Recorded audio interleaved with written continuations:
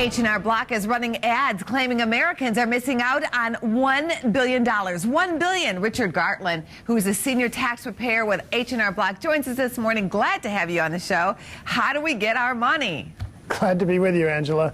You know, we found out that 50% of the people who did their own tax returns had inaccuracies. Half of them were leaving money on the table. Major areas: tax credits that they didn't claim that they were entitled to. So education credits, that can be $2,500. Child tax credit, $1,000 per child. And for low and moderate income folks with children, earned income credit can be up to $6,000. Last year, 1 in 5 people who qualified for that credit didn't claim it. This shouldn't be happening. What are some other common mistakes you're seeing? You know, I think the other main common mistake is that people don't realize they've had a life change that affects their taxes. So purchasing a home is a great example. If you buy a home, you're going to be deducting mortgage interest and property taxes, unless you won the lottery maybe. And people don't take advantage of that. They don't know that they can itemize those deductions, so they just check that box that says standard deduction.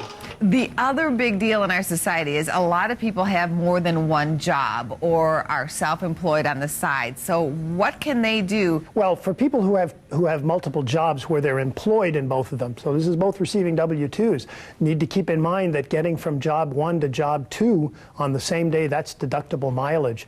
No employer is going to reimburse you for that because it's getting from one to the other. So they should be keeping track of that mileage and writing it off. Current rate is 55 cents a mile that the IRS allows. That can add up if you're doing a lot of that. For self-employed folks, of course, they've got to keep good records, obviously, but they've got to track all of their revenue. They've also got to track all of their expenses. You can write off lunches where you're entertaining either existing clients or potential clients. So that's really the purpose of that meal deduction.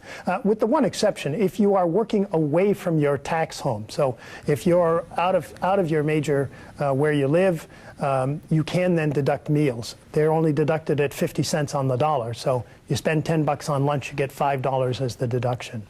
Hey, I'll take it. But you need to keep good receipts for that. Oh, yes, absolutely. We will. Thank you for your time. Thanks. My pleasure, Angela.